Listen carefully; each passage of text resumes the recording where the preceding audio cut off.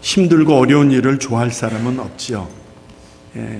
시편 119편 71절에 있는 말씀을 보면 시편 기자가 이런 고백을 하는 것을 보게 됩니다. 고난당한 것이 내게 유익이라. 이로 인하여 내가 주의 율례를 배우게 되었나이다. 만약에 거짓말이 아니라면, 이것이 사실이라면 어떻게 이런 일이 가능하겠는가? 무슨 말씀입니까? 헛소리가 아니라면, 거짓말이 아니라면 시편 기자의 이런 고백이 가능하겠는가? 여러분, 고난이라는 것이 어떻게 유익한 것입니까? 고통스러운 일이, 힘든 일이, 시련과 역경이 뭐 좋습니까? 일부러 사서 고생한다는 말이 있긴 하지만 여러분, 고난당한 것이 뭐가 좋습니까? 고난당하는 거 저 싫습니다. 잘 되는 게 좋습니다. 정직한 고백입니다. 형통하고 건강하고 인정받고 잘 되는 것, 그것이 더 좋습니다. 힘들고 어려운 것 싫습니다. 시편 기자의 고백이 옳은 고백이고 맞는 말이라면 여러분, 이것을 우리가 오늘 어떻게 이해하고 넘어가야 되겠습니까? 이 말씀을 묵상하다 저는 이렇게 생각을 하게 되었습니다. 고난 당한다, 고난 당하지 않는다. 근데 이런 고난에 대한 의미보다는 그 다음에 시편 기자가 고백하는 주의 율례를 배우게 되었습니다 라는 부분을 다시 집중해서 보게 되었습니다. 그러면서 저는 제 무릎을 딱 칠 수밖에 없었습니다. 나를 향한 하나님의 소원이 있고 나를 향한 하나님의 마음이 있는데 내가 그것을 알지 못하며 삽니다. 다반사지요. 하나님의 큰 뜻이 있는데 내가 가진 인간적인 나의 계획이나 뜻보다도 더 크고 좋은 완벽한 하나님의 뜻이 있는데 그것을 내가 모르며 살 때가 많습니다. 그런데 그 하나님의 뜻, 주의 율례, 주의 말씀, 곧 하나님의 뜻, 하나님의 의지, 하나님의 계획, 자, 이런 것들을 언제 비로소 깨닫게 되었는가?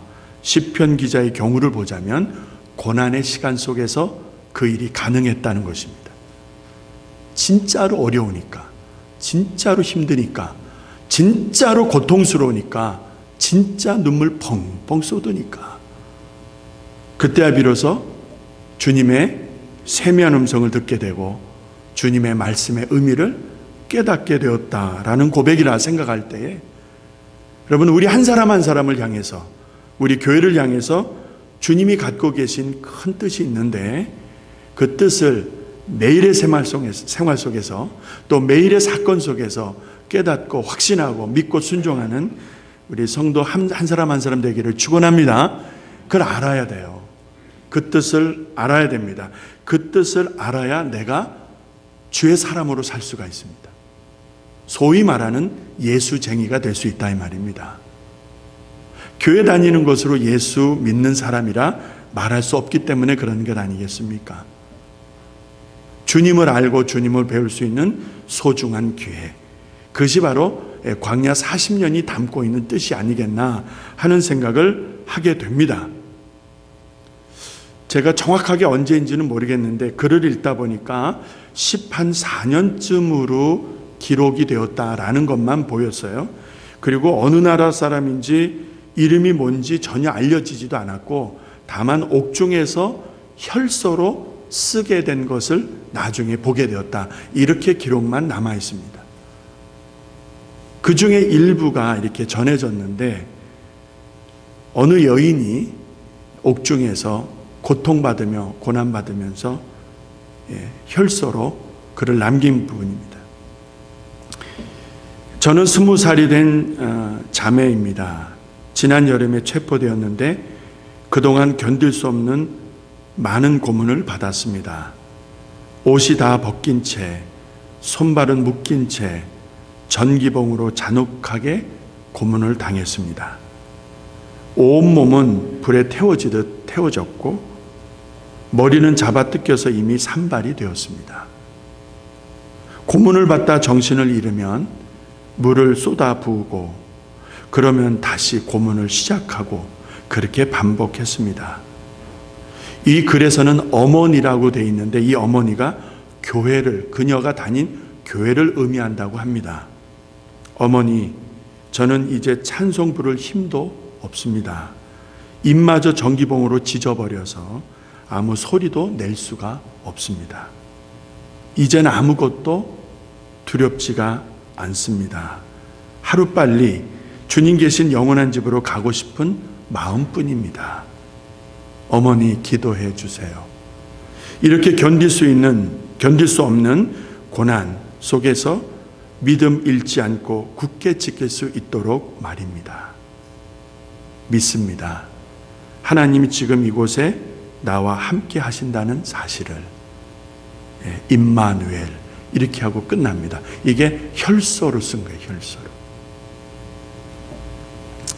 만약 우리 중에 예수 믿는다는 이유 때문에 불이익을 당한다면, 예수 믿는다는 이유 때문에 조롱과 핍박을 받는다면 끝까지 변치 않고 믿음을 지킬 사람이 얼마나 되겠습니까? 우리 중에. 저는 이렇게 생각을 하게 되었습니다. 주님, 나는 주님의 일을 하는 사람이 맞습니까? 주님, 나는 주님의 부름을 받아 주님의 일을 하는 사람 맞습니까?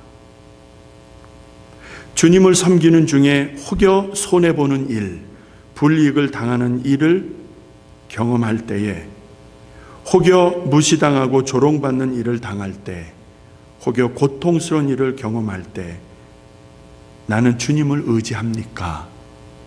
저는 이렇게 말씀을 준비해 보았습니다. 혹여 선입견으로, 사람들의 편견으로 참을 수 없는 모욕을 받았을 때 어떻게 했습니까? 주님께 여쭤봅니다. 이런 일이 있었을 때 형편만 탓했습니까? 핍박하는 사람을 원망만 했습니까? 정말 나는 주님을 의지하는 사람 맞습니까?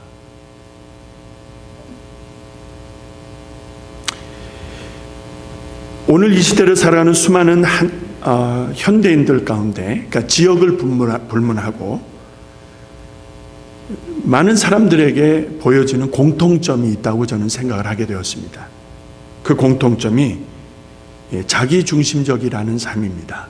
그러니까 한마디로 돈이든 시간이든 무엇이든 조금도 손해보려고 하지 않는 것이 지역을 막론하고 오늘을 살아가는 현대인들에게 보여지는 공통점이라는 것입니다.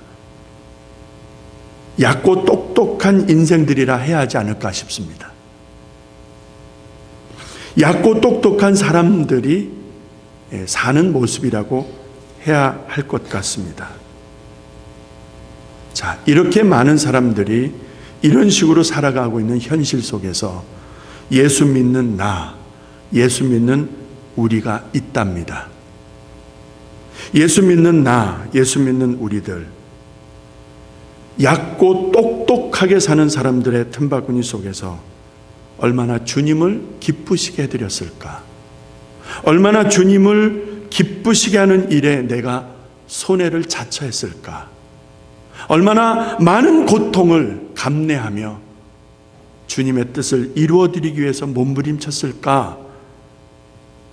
내가 해를 받는 일이 있을지라도, 우리가 욕을 당하는 일이 있을지라도, 그리스도인이기 때문에, 예수 믿는다는 이유 때문에 온갖 모욕과 수치를 당한다 할지라도 주님이 기뻐하시는 일이라는 확신과 소신 때문에, 그 믿음 때문에 끝까지 인내하는 이들이 우리 가운데 얼마나 될 것인가 생각하면서 제 자신에게 물었습니다. 너는 주의 일을 하는 사람 맞느냐? 참 많이 고민하면서 말씀 준비했습니다. 성경을 보다 보면 여러 유형의 사람들을 만나게 됩니다. 그런데 중요한 것을 발견했어요. 아무나 주님의 일을 하는 것이 아니고 주님의 기쁘신 뜻을 위해서 살 수 있는 것이 아니다라는 것을 알게 되었습니다. 왜냐하면 그 과정 속에서는 형용할 수 없는 핍박과 고난이 있었기 때문에 아무나 그 일을 하는 것이 아니었구나 하는 사실을 새삼 깨닫게 되었습니다.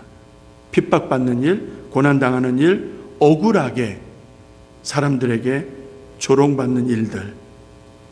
자, 그런 일들을 겪으면서도 끝까지 인내하는 사람들을 보니까 믿음의 사람들이었구나. 정말 그 사람들은 예수 믿는 사람들이었구나. 정말 그 사람들은 하나님을 믿는 사람들이었구나. 그러니까 그런 사람들의 믿음과 믿음의 성숙과 믿음의 깊이만큼 하나님 앞에 충성스러운 삶을 살아드렸다는 것을 보게 되었습니다. 말을 바꿔서 고난이 크면 클수록, 시련이 크면 클수록 그것이 참된 은혜요, 복 중에 복이다라는 사실을 깨닫게 되었다는 것입니다. 이해하십니까, 여러분? 내가 원한다고 해서, 우리 중에 누가 작정한다고 해서 주님을 위해서 핍박받을 수 있겠느냐? 아니다라는 것이죠. 그것이 저의 결론이었습니다. 내가 원한다고 해서, 내가 작정한다고 해서 주를 위해서 산다? 아닙니다. 그럴 수 없습니다. 내 힘으로, 내 능으로 되는 일이 아니다라는 것을 우리는 빨리 알아야 합니다. 마태복음 5장에 보니까 이런 말씀이 나옵니다. 여러분 잘 들어보세요. 의를 위하여 핍박을 받는 자는 복이 있나니 천국이 저희 것이미로라. 천국이 누구의 것이라고요? 핍박받는 사람이에요. 근데 어떤 핍박이에요? 의를 위해서. 의가 뭡니까? 의가 뭐예요? 하나님이세요. 하나님. 의가 다른 것이 아니에요. 세상에 의가 어디 있어요? 하나님 빼고. 의를 위하여, 주를 위하여 핍박받는 자가 복이 있다. 왜요? 천국이 저의 것이다 라는 말입니다. 11절에 나를 인하여 너희가 너희를 욕하고 핍박하고 거짓으로 너희를 거스려 모든 악한 말을 할 때에는 너희에게 복이 있나니 12절에 기뻐하고 즐거워하라. 하늘에서 너희의 상이 큼이라. 너희 전에 있던 선지자들을 이같이 핍박하였느니라 라고 말씀하는 것을 봅니다. 주님 때문에 핍박을 받고 주님 때문에 고통을 받고 주님 때문에 억울한 일을 당할지라도 끝까지 인내하는 사람들이 있었다는 것입니다. 이것이 노력으로 됩니까? 이것이 인간의 의지로 됩니까? 내 의지로 되느냐 이 말입니다. 믿음이 없으면 할 수 없습니다. 믿음이 없으면 한순간도 감당할 수 없는 것이 주를 위한 고난입니다. 주님의 영광을 드러내기 위한 시련과 고통입니다. 믿음이 없이는 단 1분도 한순간도 여러분 감당할 수 없는 일입니다. 주님을 사랑하지 않는데, 주님을 알지도 못하는데 주를 위해서 고난받을 수 있겠느냐? 흉내조차 할 수 없는 일입니다. 오늘 우리가 읽은 본문 말씀 사도행전 14장 이고니온이라고 하는 곳 장소를 먼저 말씀을 하면서 이곳에서 어떤 일이 있었다라는 것을 알려주고 있습니다. 바시디아 안디옥에서 쫓겨났던 바울과 바나바 일행이 이곳 이고니온까지 옮겨오게 됩니다. 자, 이쪽에 와서 보니까 회당, 시나고그라고 하는 회당, 우리말로 회당, 사람들이 모여서 하나님의 말씀을 듣고 가르침을 받고 하는 그런 지역마다 회당들이 세워졌죠. 이렇게 교회당이라고 생각하시면 어떨까 싶네요. 그 회당에서 복음을 전하고 있었던 바울과 바나바의 일행을 소개하고 있습니다. 중단하지 않고 열심히 하나님의 말씀을 전하는데 여러분, 사람들이 점점 많아집니다. 그 말씀을 믿고 주께로 돌아오는 거예요. 그 말씀을 드리려고 그곳으로 모여들기 시작하는 거예요. 이 얼마나 귀한 모습입니까? 하나님의 말씀을 듣고 하나님께로 돌아오는 이런 아름다운 역사가 일어나고 있었던 때입니다. 복음의 능력이겠죠. 바울과 바나바가 잘한 부분도 있었겠지만 사람들이 변하고 사람들이 주께로 돌아오는 일이 사람의 힘으로 되는 거겠습니까? 이것이 바로 복음의 능력.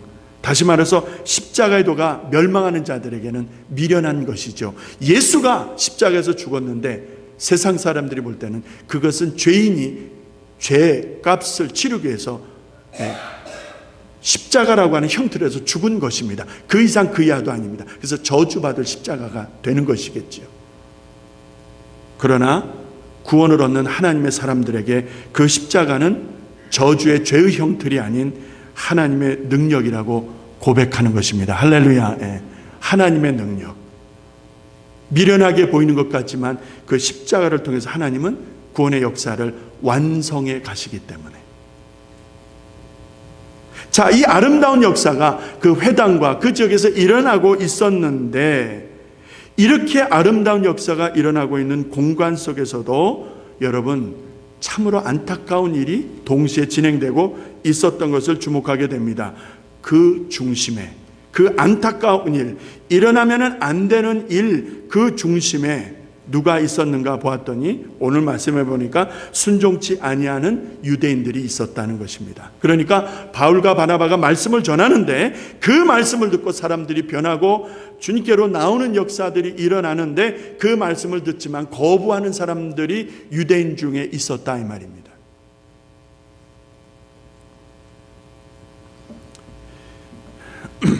그들이 거부하고 복음을 믿지 않는 그런 일들을 그 공간 속에서 만들고 있었지만은 더 심각한 문제가 일어나게 됩니다.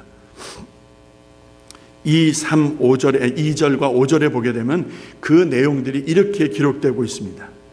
이방인들의 마음을 선동하는 그런 모습이 보이고요. 2절에 또 형제들에게 악감을 품게 했다라는 말이 나옵니다. 이 말씀 잘 보셔야 됩니다. 이방인들, 그러니까 복음을 듣고 하나님께로 나오는 사람들의 마음을 어떻게 해요? 선동했다는 거예요. 선동.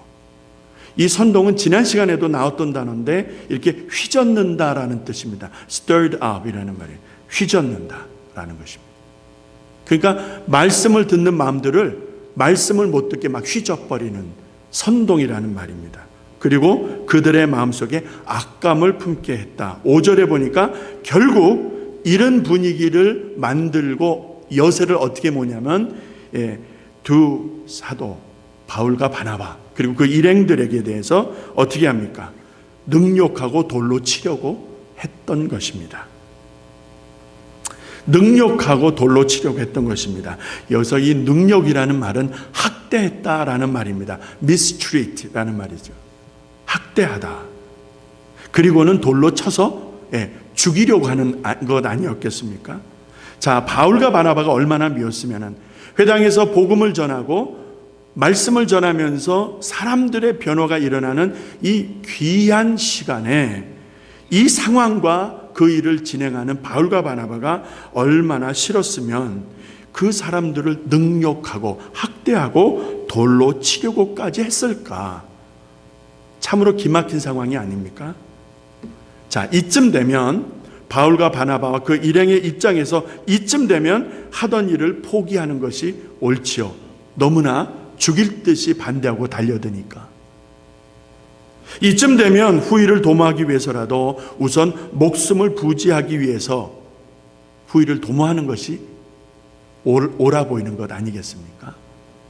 이쯤 되면 미워하는 그 유대인들에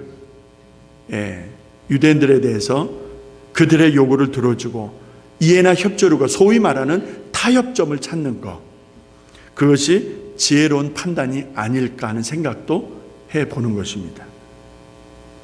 도대체 무슨 부귀 영화를 누리겠다고, 무슨 영화를 누리겠다고, 팔자를 고쳐보겠다고 능욕하고 학대하고 돌을 들어 쳐 죽이려고 하는, 여러분 아시죠? 현장에서 가늠하다 잡혀온 여인 돌로 쳐 죽이려고 했던 거 아시잖아요. 그게 유대인들의 풍습이에요. 풍습. 종교적 관습이다 이 말입니다. 얼마나 살벌한 분위기가 지금 연출되고 있는지 여러분 느끼시겠죠? 뭐 이렇게 적당히 타협점을 찾으면 되는 거 아니겠습니까? 생사의 갈림길에서 바울과 바나바는 무엇을 선택합니까? 3절 말씀에 보니까 이런 말씀이 나옵니다. 두 사도가 그곳에 오래 있어. 참 대단한 사람들입니다. 그 모진 학대와 돌을 쳐 죽이려고 하는 이런 분위기가 조성되는 그런 환경 속에서 보세요. 두 사도가 오래 있어 라는 말입니다.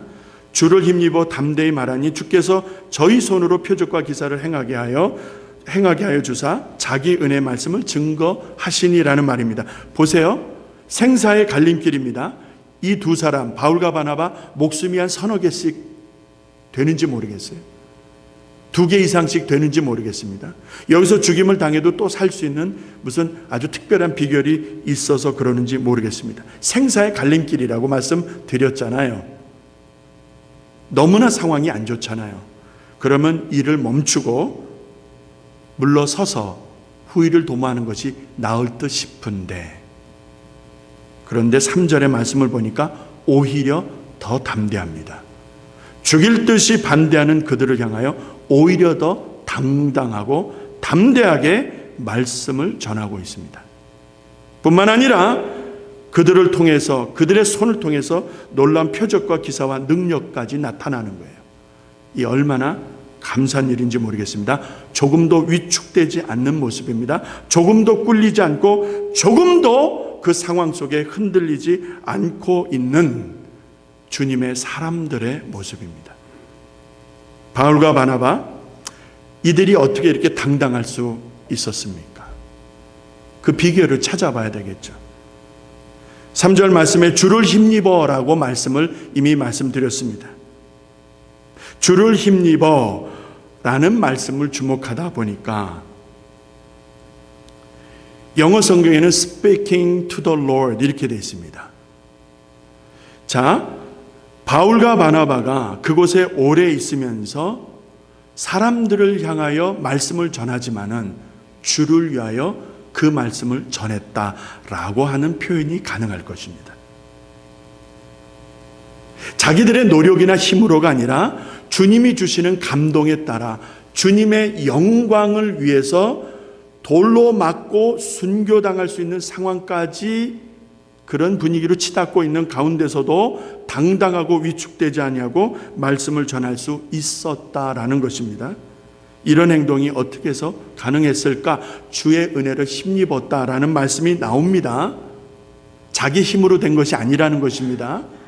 그들의 결단과 그들의 연합된 힘으로 한 일이 아니다라는 것입니다. 성경은 주님이 그들에게 힘과 은혜를 주셨다는 것입니다. 영어적 성경 표현에서는 그들이 주의 영광을 위해서 행했다라는 것입니다. 자기들의 부귀영화나 자기들의 어떤 이름을 내기 위한 것이 아니라 주님의 이름을 높여드리기 위해서 죽을 각오를 했다 이 말이 되겠죠. 죽을 각오를. 영어 성경의 3절 첫 단어를 보게 되면 so라고 되어 있습니다. so로 시작합니다. so, Paul and Barnabas 이렇게 되어 있는데 so라고 하는 단어가 시작이 되고 있는데 이 말의 뜻은 therefore라는 말입니다. therefore, 우리말의 그러므로. 그러니까 3절은 그러므로라고 시작이 되는 거예요.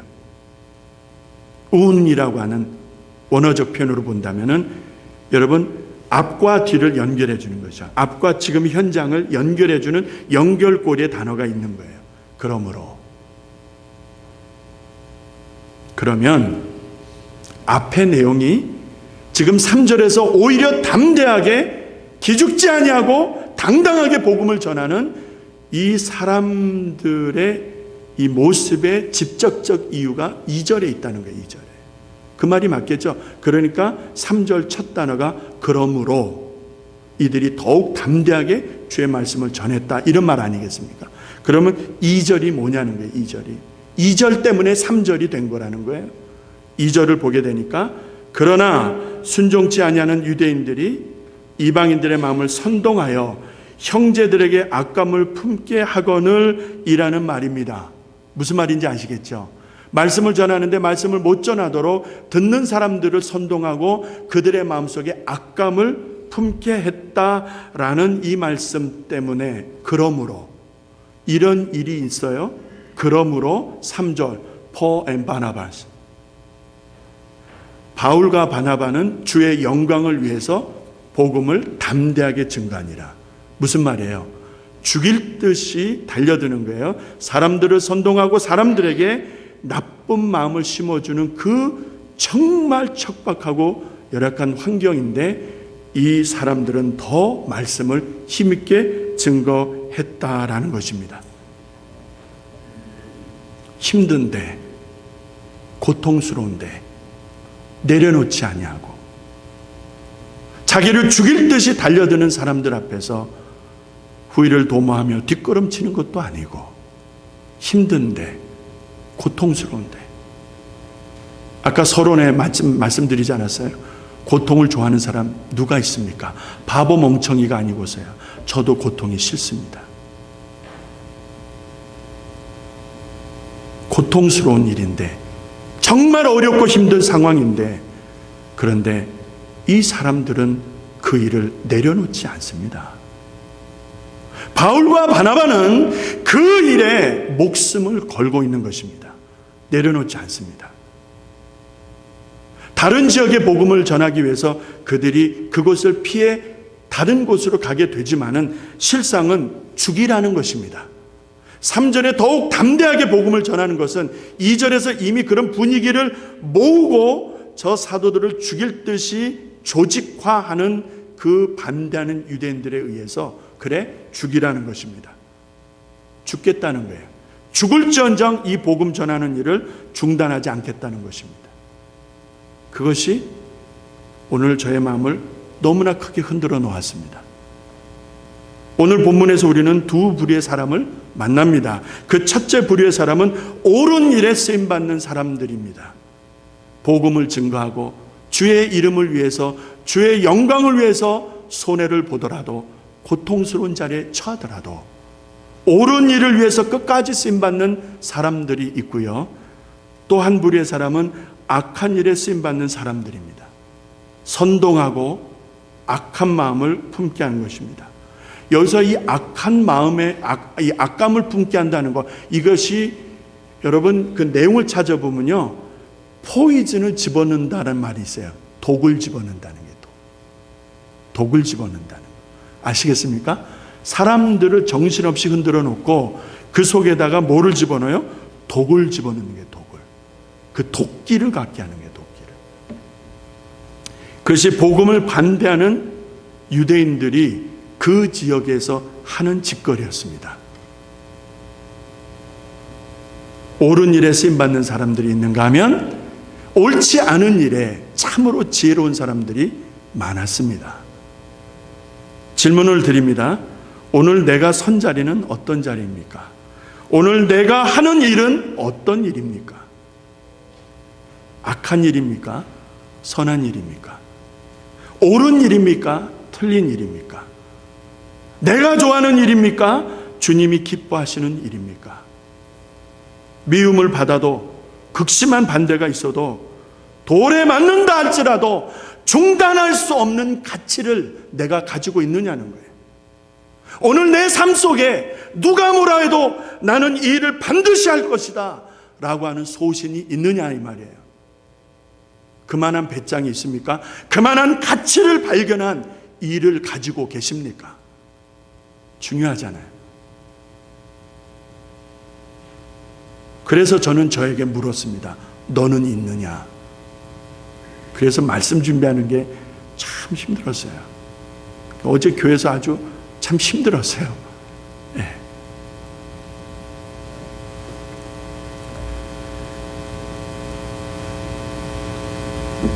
돌에 맞을지라도 내가 멈출 수 없는 그 일, 그 일이 내게 있느냐는 거예요. 억울한 일을 들어도 당해도 내가 양보할 수 없는 그 일이 있느냐는 거예요. 주님께 여쭙어요. 주님, 나는 그게 있습니까? 머리에 스쳐 지나가는 목사니까 머리에 스쳐 지나가는 몇 가지가 있더라고요. 사심 없이 교회를 잘 지켜야지. 목사니까. 또 바르게 말씀을 전해야지. 성도들이 말씀으로 잘 살 수 있도록. 그런 질문들, 그런 생각들을 이렇게 하다가 제 마음을 참 아프게 하는 한 대목이 있었습니다. 오늘 저는 이것을 결론으로 마치려고 합니다. 이 강단에 대한 변화가 한 석 달 전에 제가 장로님들하고 당회에서 나눴던 이야기가 시발점입니다. 내년 한 해가 지나면 그 해 첫 해에 우리 교회는 40주년을 맞게 됩니다. 그래서 우리 장로님들에게 40주년을 준비하는 그런 비전과 목회적 계획이 있으면 좋겠다 하던 대화 속에서 그저 짧게 말씀을 드렸습니다. 당회 끝자락에. 그 대화 속에서 저는 이 강단의 변화를 장로님들에게 처음 언급을 했었습니다. 그때 첫 번째 제가 언급했던 것이 장로님들에게 저 이 강대상이 싫습니다. 제가 우리 교회 온 지 거의 8년이 되는 이 시점에서 처음으로 장로님들에게 그 생각을 나눠드렸습니다. 첫째, 너무 높습니다. 너무 높아서 싫고 이것이 닫혀 있어서 불편합니다. 그래도 이 교회 전통이니까 존중하고 8년 정도가 되도록 써왔습니다. 그러나 새로운 변화를 또 다음 세대를 준비하는 우리 교회로 거듭나기 위해서 저는 이 강대상부터 좀 바꿨으면 좋겠습니다. 장로님들께 이렇게 운만 띄고 그날은 끝났습니다. 제가 평소에 가졌던 목회의 비전이 하나님 앞에 마음껏 찬양 드리는 그런 예배를 좀 하고 싶었습니다. 이런 구조로는 지금 이 강단은 담임 목사의 말씀 선포의 성역입니다. 성역. 여기에 누가 올라오겠습니까? 이 자리에 누가 올라오시겠어요? 그러니까 저는 요거 딱 가지고 있으면 되는 거예요. 근데 우리 교회가 살려면은 이런 것들을 허물어야 되겠다라고 생각을 했습니다. 그래서 이 계단 앞까지 강단을 조금 넓히고 중앙에 간단한 강대상을 하나 놓을 수 있다면 이 넓혀진 강단에서 우리 찬양팀과 함께 주님을 찬양할 때에 회중들이 함께 뜨겁게 참여할 수 있지 않겠느냐라는 비전이었습니다. 갑자기 우리 지휘자님이 사임을 하셨어요. 좀 더 하자고, 날 좀 더 도와달라고, 우리 교회 좀 더 도와달라고 제가 간청을 했지만 본인의 계획이 있어서 더 어떻게 할 수가 없었습니다. 그래서 지휘자를 더 찾아야 되는가라는 걸 두고 기도할 때에 2년 전에 제가 접었던 마음을 하나님이 기억나게 하십니다. 그것이 바로 찬양팀을 세워서 함께 뜨겁게 찬양하는 그런 예배를 시작하는 일이었습니다. 그때에 일부 분들이 극렬하게 반대해서 우리 교인들을 더 울게 하거나 아프게 하는 게 싫어서 그때 제가 접었습니다. 그냥 접었어요. 목회적인 뜨거운 비전이 있었지만 그냥 양보하고 접었습니다. 그리고 전 잊어버렸습니다. 하나님께 안 하겠다고 그랬습니다. 이번에 그런 것이 기회가 되어서 우리 찬양팀이 이곳에 서게 되었습니다. 여러분, 이 2부 예배 지난주, 저지난주 오셔서 보시면 아시겠습니다만 이 앞에 우리 목사님하고 서서 찬양하는 모습 보셨을 것입니다. 이것이 얼마나 큰 변화의 첫걸음인지 아십니까, 여러분? 우리 성도님들이 얼마나 시리어스하게 느끼시는지 모르지만 목회하는 제 입장에서는요, 엄청난 변화의 첫걸음을 이미 내딛었습니다. 이것이 어떨결에 한 것 같은데 기도하면 기도할수록 하나님께서 하나님의 시간에 하시는 일인 것을 보게 됩니다. 아멘 좀 하시면 될 것 같은데. 앞으로 풀어야 될 일들이 많습니다. 지금 우리 찬양팀들이 서서 하기에는 여기가 너무나 좁고 여자분들은 힐까지 신어놓으니까 좁은 계단에 올라와서 힐 신은 모습으로는 할 수가 없습니다. 보면대를 놔야 되는데 보면대 놓을 수 있는 공간들이 상당히 협소합니다. 그래서 이렇게 넓히려고 하는 것입니다. 강대상도 가운데 하나만 둡니다.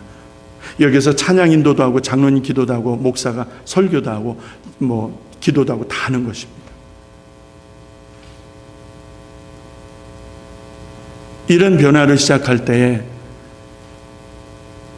정확한 이해를 못하고 오해하시는 분들이 일방적으로 반대하고 아파한다면 주님의 일이 이루어질 수가 없습니다.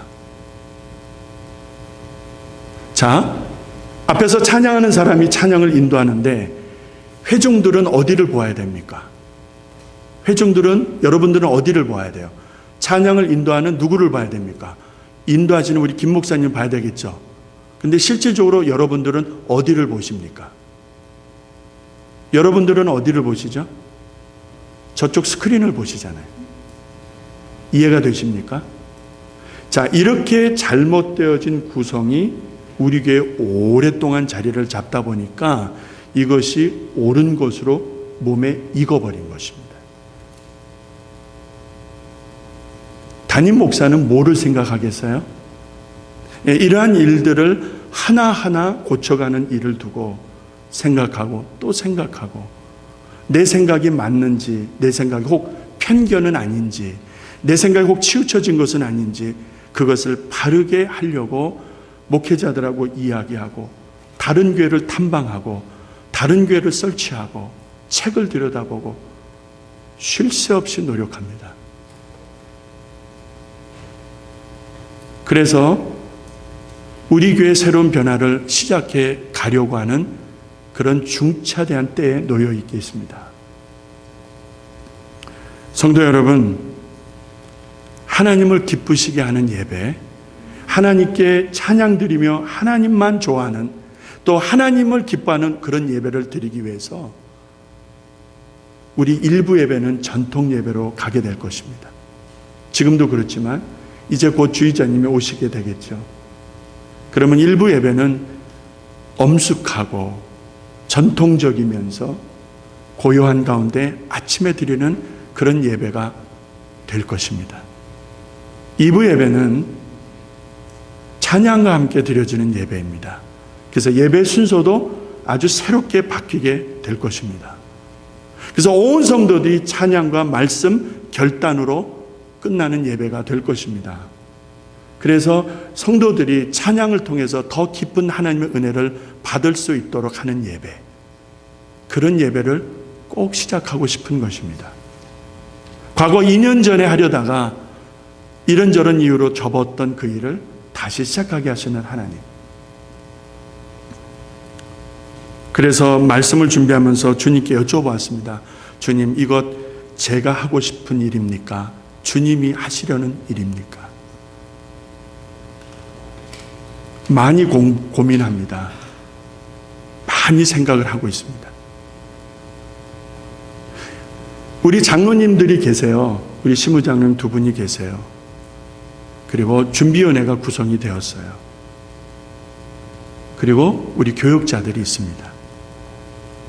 정말 큰 잘못을 한 게 아니라면 이들이 기도하면서 뜻을 모으고 미팅을 통해서 다시 리뷰하고 또 리뷰하면서 계획을 가지고 나아갈 때에 우리 온 성도들이 힘을 모아주시고 그 일이 잘 될 수 있도록 기도해 주시고 그렇게 함께 해 주실 때에 우리 교회는 지금 미국 교회들이 다 그렇지만 고령화돼 가잖아요.